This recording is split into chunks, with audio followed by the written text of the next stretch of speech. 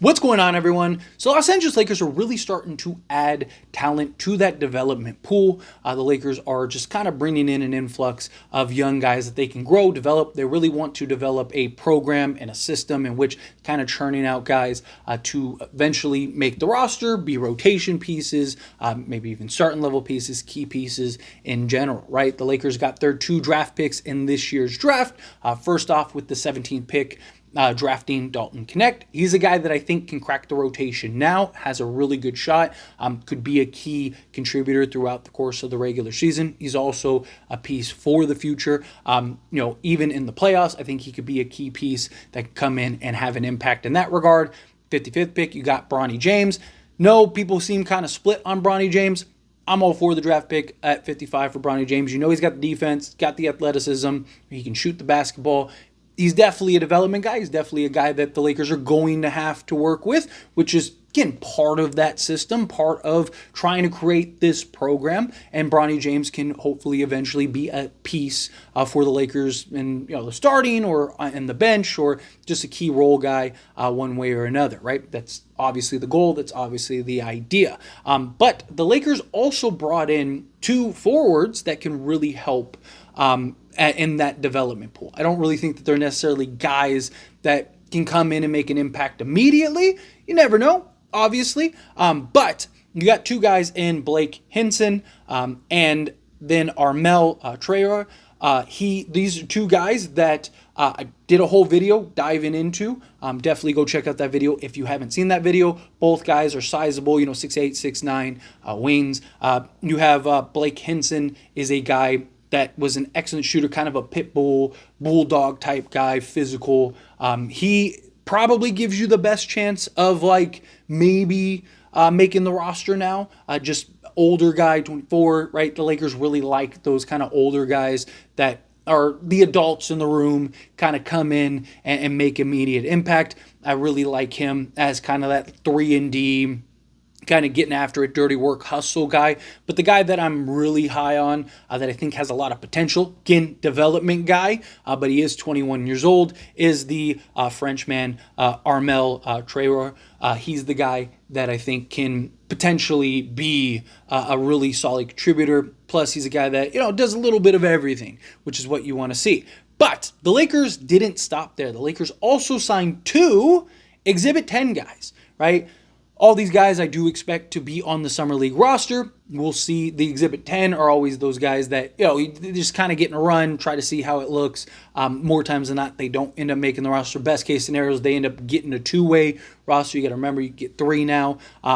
So is Colin Castleton, does he end up moving into the main roster? That's always a possibility. But first one I want to talk about is out of Xavier, you got Quincy Olivari. He is a 6'3" guard, 200 pounds, right? Kind of that 3-and-D style guard that come in. He shot over 40% from three-point range. He was a bucket getter, averaged 19 points, 5.6 rebounds, 2.1 assists, shot 42.5% from the field. But like I said, shot just a hair under 41% at 40.9%. He also shot 81.4% from the foul line, which is always good when you're looking at okay, can this guy be a good shooter, right? Is this a guy that just had a fluke or something? No, this is a guy that consistently has been basically a high 70s to 80% free throw shooter over the several years. He played 5 years in the college basketball. He is 23 years old. So he is a guy that has had some transfers, but he's a guy that the Lakers like and think can potentially be a piece that can come in and help now. Both of these guys that I'm going to talk about kind of remind me of like a Demoy Hodge, right? Kind of 3-and-D style guards that could kind of be the point of attack. If I'm being honest, I don't think either of these guys make the roster or end up getting a 2-way deal, right? I think that the 2 guys that the Lakers already signed in a 2-way deal, I think those guys will probably stick around more likely than not. I just think, the Lakers are kind of strapped with guards. Again, Summer League is very different than the NBA roster, right? So some people are going to look at it and go, oh, well, why would you sign some guys? Because you still need to build out a roster, still need guards and stuff for Summer League. But maybe these are guys that really stand out and maybe could play a particular role. Because you also have to keep in mind, Jalen Hood-Schifino is not going to be playing in Summer League. So, yes, you have Bronny James, but he's looked at more as a point guard. Where these guys, not really playmakers. Could they slot into the point? Sure. But more of kind of that 3-and-D style guard. Little undersized, again, at 6'3". But guy that could be kind of a point of attack. Guy that can knock down the open three. Don't absolutely hate it. Not my favorite pick ever. I know some people are super pumped about it. He was very good in Xavier. Nothing wrong with that. But I don't really personally see him making the roster. But next up is Sean East II from Missouri. Again, another 6'3", 190-pound kind of 3-and-D guy. He shot 45% from three, though, which was very impressive in his 2023-2024 season. Again, another guy that's 24.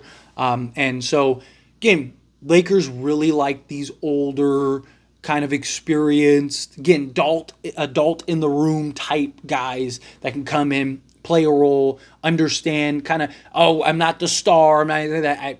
If I can just make my way to the team, be on the roster, knock down threes, play some defense, that's definitely something that he could provide. But he played 30 games last year, 34.4 minutes, shot 52.1% from the field total, which was incredibly impressive. He, again, is a bucket getter, 17.6 points. Will be nice to round up and say 4 rebounds and 4 assists. He shot, again, 45% from three-point range, shot 85.6% from the foul line, again, with the 4 rebounds, 4 assists, and 1.1 steals. This is a guy that, again, don't necessarily think makes the roster or cracks the roster. I think they're two-way guys. Again, they're just bigger versions of these guys in a lot of ways. So, especially Henson. So, I wouldn't get my hopes up on either of these guys. But, again, you never know, right? If they have some really impressive showings during Summer League, it's a real possibility. But the Lakers, again, are just strapped with guards, even like potential G League guys with Jalen Hood-Schifino. Now, if the Lakers end up trading some guys, right, maybe they trade Jalen Hood-Schifino, right, and they keep Bronny on the actual roster. Maybe they could bring 1 or 2 of these guys in to the G League affiliate and kind of let them grow and develop and see if they can kind of turn them into something that could, again, later on down the road, be a piece, right? Because right now we're strapped with guards, right? Because we still have to figure out what are we going to do with D'Lo, right? What's going to happen with him? Gabe Vincent, is he going to end up getting traded? There is a real possibility that we could badly need a point guard. And is Jalen Hood-Schifino going to be ready to kind of assume that role? Hopefully not as a starter, but potentially as like in a backup role.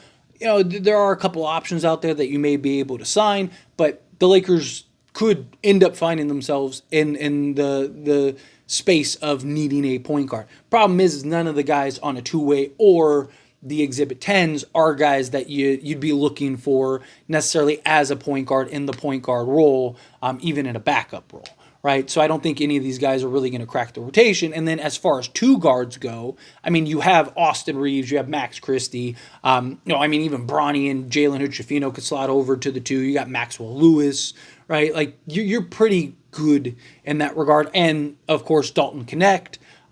He's probably best at the 2, in my opinion, just because I think that would maximize his size and athleticism more than him playing the 3. Right? I think he's got excellent size for a 2 guard. And then also if the Lakers, end up keeping Taurean Prince, he's a guy that could slot over at the 2. So the 2 guard is kind of the last thing the Lakers need right now. You can't have too many wings, right? You can't have too many 3-and-D style guys. That's why I really like the two-way guys. I think those are 2 guys that not necessarily make the roster this year or be an impact guy, but 2 guys that could potentially be developed and used later on down the road. Because again, the Lakers want to build that system. They want to build that farm system. They want to put together kind of a program in which this wave is coming in and the new wave is this wave is going out, this wave is coming in, and you just keep kind of cycling these these prospects and these young players and talent. But anyway, as always, this is a discussion. I pass the question on to you. Let me know your thoughts and opinions down in the comments below. What do you think? What'd you think of our two-way guys? Again, if you're not familiar with two-way guys, go check out the video I posted about those two guys and kind of give you a rundown and explain who they are and why I'm excited for Armel. And then also, what do you think about the two Exhibit 10 guys, right? I know, real quick, I know some people really wanted a center, but I really think the Lakers are leaning heavily into Castleton. I think that this is kind of his moment to shine, his opportunity. Again, could be wrong, but that's kind of what, because the Lakers didn't even look at centers. I mean, they did during the draft stuff, but I'm saying, like, they didn't draft center, they didn't get an undrafted free agent center, right? It seems like they kind of know, like, okay, we're probably bringing in a veteran like a Valanciunas. You also have Jackson Hayes, who could potentially opt in. Colin Castleton's going to probably be our third center, I would guess. Maybe our third backup. Or you kind of go with Christian Wood as the third backup, bring in a Valanciunas, and then kind of give Castleton another year. But the way I look at it is, like, you got to get him. Hey, it's either sink or swim at this point, right? But anyway, again, how you feel, whatever your thoughts are. Love to hear it. Let me know down in the comments below. That being said, if you haven't liked this video, hit that like button. Helps me a lot. It's me enjoy these types of videos, and I truly appreciate it. Not subscribe channel, hit that subscribe button. Turn on the bell notifications. Appreciate y'all. See you in the next one. Thank you.